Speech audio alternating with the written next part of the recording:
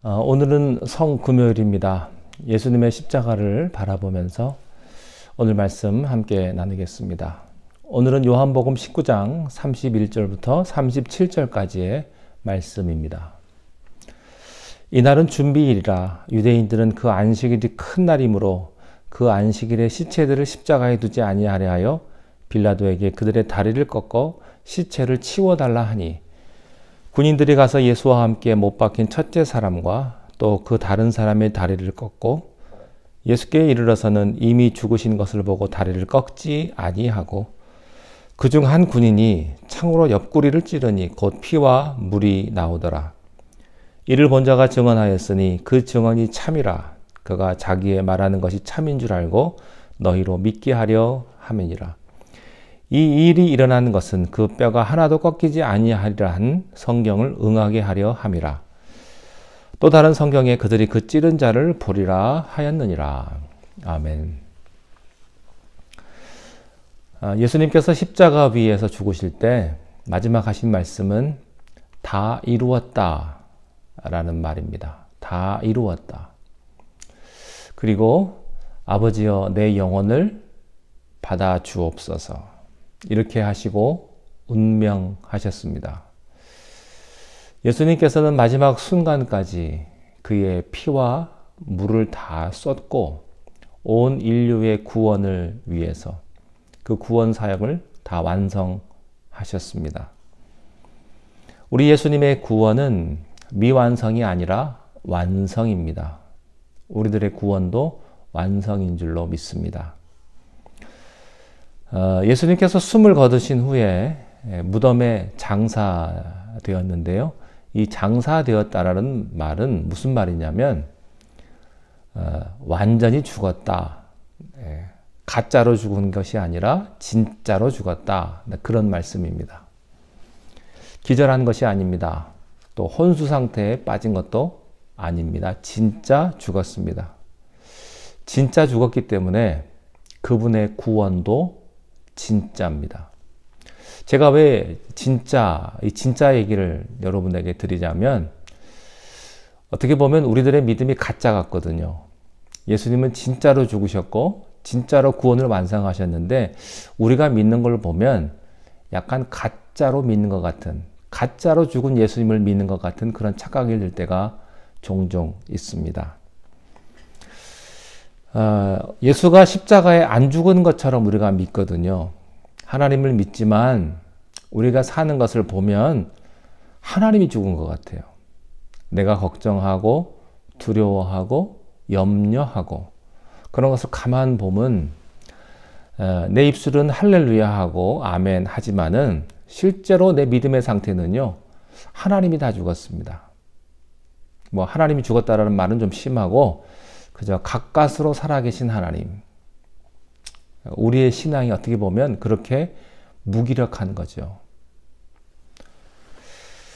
고린도전서 15장 3절 4절에 보면 이런 말씀이 있습니다. 이는 성경대로 그리스도께서 우리 죄를 위하여 죽으시고 장사 지낸 바 되셨다. 성경에 기록된 대로 예수님은 죽으셨을 뿐 아니라 장사되셨습니다. 무덤에 장사되셨습니다. 그리고 성경대로 예수님은 사흘 만에 다시 살아나셨습니다. 구원의 비밀은 죽음에 있습니다. 다시 산다는 것은 죽음을 전제로 합니다. 죽어야 삽니다. 진리입니다. 그러나 우리의 문제는요, 안 죽으려고 하는데 있는 것입니다. 누구든지 나를 따라오려거든 자기를 부인하고 자기 십자가를 지고 나를 따를 것이다. 이런 말씀이 있죠. 우리가 신앙생활을 할 때 항상 덫에 걸리는 이유는 나는 안 죽고 살아보려는 겁니다. 옛사람은 죽이지 않고 옛날 그대로의 모습으로 그저 그냥 이대로 잘 살아보자. 여기다가 조금만 더 붙여주십시오. 그래서 안 되는 겁니다. 죽어야 삽니다. 한 알의 멸알이 땅에 떨어져 뭐 하면요?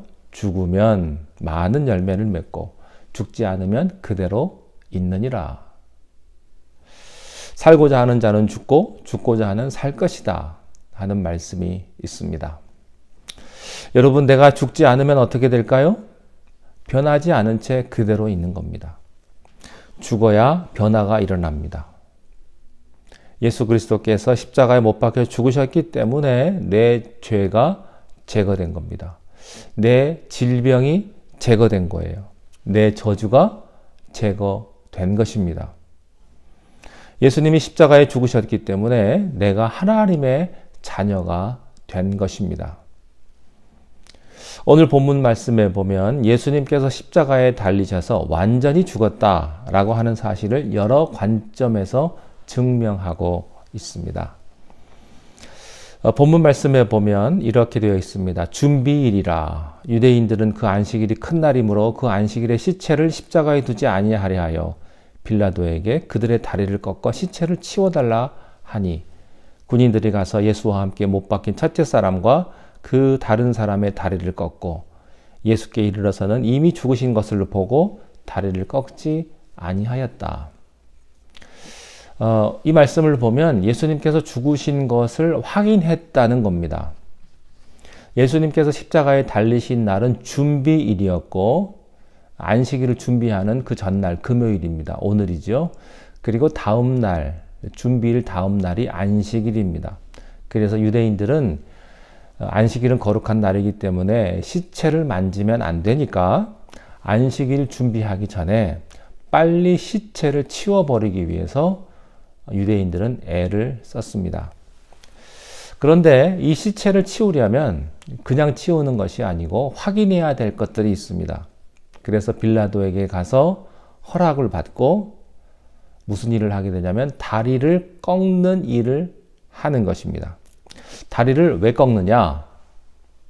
십자가에서 일정한 기간 동안 일정한 고통을 겪게 되어 있는데 사람의 건강의 편차에 따라서 어떤 사람은 일찍 죽기도 하고 어떤 사람은 늦게 죽기도 하기 때문에 마지막으로 죽음을 확인하는 것은 나무로 된 큰 몽둥이를 가지고 그 사람의 정강이를 쳐서 꺾어 가지고 완전히 죽음을 확인하는 과정을 했던 것입니다. 그러니까 완전히 쳐서 부러뜨리고 휘어서 이 사람이 죽었는지를 확인하는 것입니다.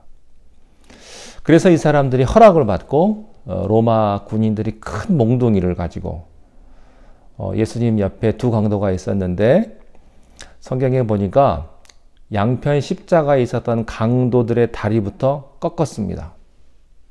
그리고 이제 예수님의 차례가 돼서 군인들이 예수님의 다리를 꺾으려 했을 때 예수님이 이미 죽은 것을 확인하고 그리고 다리를 꺾지 않은 채 그대로 둡니다.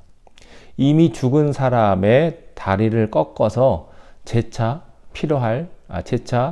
죽일 필요가 없었던 것이죠. 예수님은 강도들보다 일찍 숨을 거두셨는데 왜 예수님이 숨을 일찍 거두셨을까? 그게 질문입니다. 이 문제에 대해서 여러 신학자나 또 법의학자들이 연구를 많이 했는데요. 그 결과 예수님께서는 예상 시간보다 훨씬 더 일찍 죽으셨다는 겁니다. 왜 예수님께서 정상적인 시간보다 일찍 죽었는가? 여러 가지 해석이 있을 수 있습니다. 십자가형 이전에 너무나 많은 피를 흘리고 또 형벌을 받았기 때문에 그런 이야기도 있고요. 그렇지만 가장 설득력 있고 은혜스러운 것은 예수님께서 온 인류의 죄를 담당하셨기 때문에 견딜 수가 없어서 정상적인 시간보다 훨씬 더 일찍 운명하셨다라는 것입니다. 분명한 것은 여기에 군인들이 다리를 꺾는 사람들에 의하면은 다리 꺾을 필요 없이 확실하게 죽었다. 완전히 죽었다. 정말 죽었다. 그겁니다. 자, 또 하나의 이유가 있습니다. 왜 예수님의 다리를 꺾지 않고 예수님이 일찍 죽었을까? 출애굽기 12장 46절에 이런 말씀이 있습니다. 한 집에서 먹되 그 고기를 조금도 집 밖으로 내지 말고 뼈도 꺾지 말라. 유월절 어린 양은 먹을 때 뼈를 꺾지 말고 먹으라는 말이 있습니다. 그리고 그 얘기는요, 민수기 9장 12절에도 똑같이 나옵니다. 유월절 어린 양을 먹을 때 아침까지 그것을 조금도 남겨두지 말고 그 뼈를 하나도 꺾지 말아서 유월절 모든 율례대로 지킬 것이다. 그러니까 유월절 어린 양, 그 양을 잡을 때 그 양은 뼈를 꺾으면 안 된다는 것이죠. 왜냐하면 이것은 유월절 어린 양이기 때문에. 무슨 의미가 있을까요? 예수님께서 온 인류를 위해서 유월절 어린 양으로 오셨기 때문에 예수님의 뼈는 못 꺾게 되어 있습니다. 꺾으면 어린 양이 안 됩니다. 따라서 군인들이 십자가에서 이미 죽으신 예수님의 뼈를 꺾지 않은 것은 성경의 말씀을 이루는 것입니다. 그 다음 34절에 보면 두 번째 예수님의 죽음을 확인하는 장면이 나오는데요. 그중 한 군인이 창으로 옆구리를 찌르니 곧 피와 물이 나오더라. 죽음을 확인하는 또 다른 방법입니다. 완전히 죽었는가를 알기 위해서 뼈를 꺾었고, 첫 번째. 근데 예수님은 유월절 어린 양으로 오셨기 때문에 뼈를 못 꺾습니다. 또 다른 죽음을 확인하는 방법으로 창으로 옆구리를 찌르는데, 여러분 옆구리가 그 범위가 넓지 않습니까? 근데 여러 사람들의 연구에 의하면 옆구리를 찔러서 옆구리 안쪽, 갈비뼈 안쪽에 심장을 찔렀을 것이다 라는 그런 의견들이 굉장히 많습니다. 그래서 심장을 찌름으로써 완전히 확인 사살하는 거죠. 다리를 꺾고 옆구리로 심장을 찔러서 완전히 살지 못하게 하는 작업입니다. 성경 말씀에 보면 예수님의 옆구리를 찌르자 피와 물이 나왔다, 이런 기록이 있어요. 전통적인 해석에 따르면 피는 성만찬을 의미하는 것이고 물은 세례를 의미하는 것이다. 이것이 또 은유적으로 또 영적으로 일리가 있는 이야기입니다. 예수님은 온 인류를 구원하시기 위해서 십자가에서 고통을 감당하시고 몸에서 피와 물을 모두 다 쏟으시고 예상 시간보다 일찍 숨을 거두신 것입니다. 자, 그렇게 이야기한 다음에 이 요한복음 저자는 35절에서 이렇게 이야기합니다. 이를 본 자가 증언하였으니 그 증언이 참이라. 그가 자기의 말하는 것이 참인 줄 알고 너희로 믿게 하려 함이니라. 부활의 사실을 믿기가 어려우니까 이 사람이 이렇게 이야기합니다. 이를 본 자가 증언하였으니, 이를 본 자가 누굴까요? 이 글을 쓴 사람이겠죠. 사도 요한입니다. 사도 요한, 요한복을 기록한 자기 자신이 자기라는 말을 쓰지 못하고 자기가 봤기 때문에 그 묘사를 잘할 수 있는 것입니다. 이 요한이라는 사람이 예수님의 죽음을 면밀하게 보니까 피와 물이 쏟아지는 장면을 직접 목격을 하고, 또 십자가에 달리신 예수님께서요, 어머니에게 요한을 소개하면서 요한에게 어머니를 부탁합니다. 어머니, 당신의 아들입니다. 이 사람을 아들 삼으십시오. 그 사람이 바로 요한입니다. 그리고 요한에게 어머니처럼 모셔라, 이렇게 부탁을 하십니다. 이것을 사도 요한이 십자가의 밑에서 다 보았습니다. 그리고 나서 한순간 한순간이 영화처럼 잊을 수가 없는 겁니다.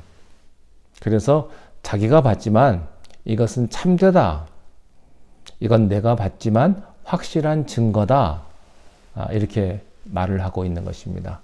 사랑하는 성도 여러분, 우리 주님은 십자가 위에서 죽으셨습니다. 그리고 장사되셨습니다. 정말로 죽었습니다. 우리들도 옛사람이 정말로 죽을 수 있게 되기를 바랍니다. 참된 구원은 죽음에서부터 시작이 되고요. 부활도 죽음에서부터 시작이 됩니다. 죽음을 경험하지 못한 자, 옛사람이 죽는 것을 경험해 보지 못한 사람은요, 십자가의 영광, 부활의 영광을 발견할 수 없을 것입니다.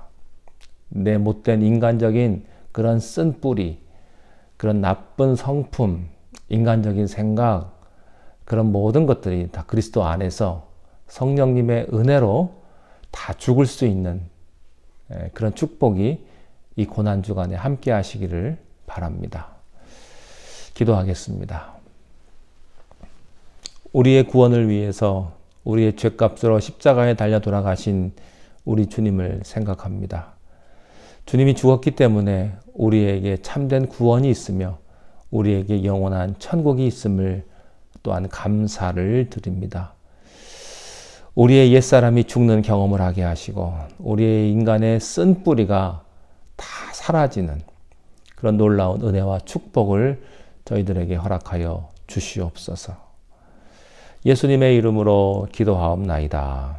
아멘.